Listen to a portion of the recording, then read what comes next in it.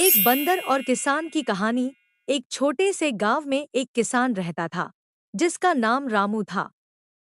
वह अपने खेत में मेहनत से काम करता था और अपने परिवार का पालन पोषण करता था। लेकिन रामू के खेत में अक्सर एक बंदर आकर उत्पात मचाता था। वह फसलें खराब कर देता था और रामू की मेहनत पर पानी फेर देता था। रामू ने कई बार उस बंदर को भगाने की कोशिश की, लेकिन वह हर बार असफल रहा। एक दिन रामू ने सोचा कि क्यों न उस बंदर को पकड़कर उसे सबक सिखाया जाए। उसने अपने खेत में एक जाल बिछाया और इंतजार करने लगा। कुछ देर बाद वह बंदर फिर से खेत में आया और जाल में फंस गया। रामू ने उस बंदर को पकड़ लिया और उसे एक पेड़ से बांध दिया। लेकिन जब वह बंदर रामू की ओर देखकर रोने लगा, तो रामू का दिल पसीज गया। रामू ने उस बंदर से पूछा, तुम मेरे खेत में क्यों आते हो? तुम्हें पता नहीं है कि इससे मेरे परिवार का नुकसान होता है? बंदर ने जवाब दिया, मुझे खेत में आने से पहले भूख लगती है और मुझे खाने के लिए कुछ नहीं मिलता।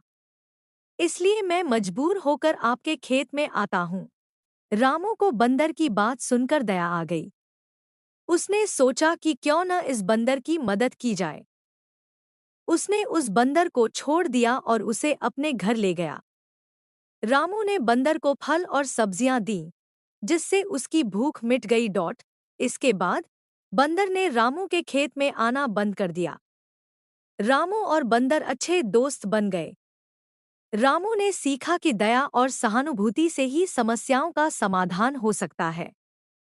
रामू को बंदर की बात सुनकर दया आ गई। उसने सोचा कि क्यों न इस बंदर की मदद की जाए। उसने उस बंदर को छोड़ दिया और उसे अपने घर ले गया। रामू ने बंदर को फल और सब्जियां दीं, जिससे उसकी भूख मिट गई। इसके बाद बंदर ने रामू के खेत में आना बंद कर दिया। रामू और बंदर अच्छे दोस्त बन गए। रामू ने सीखा कि दया और सहानुभूति से ही समस्याओं का समाधान हो सकता है।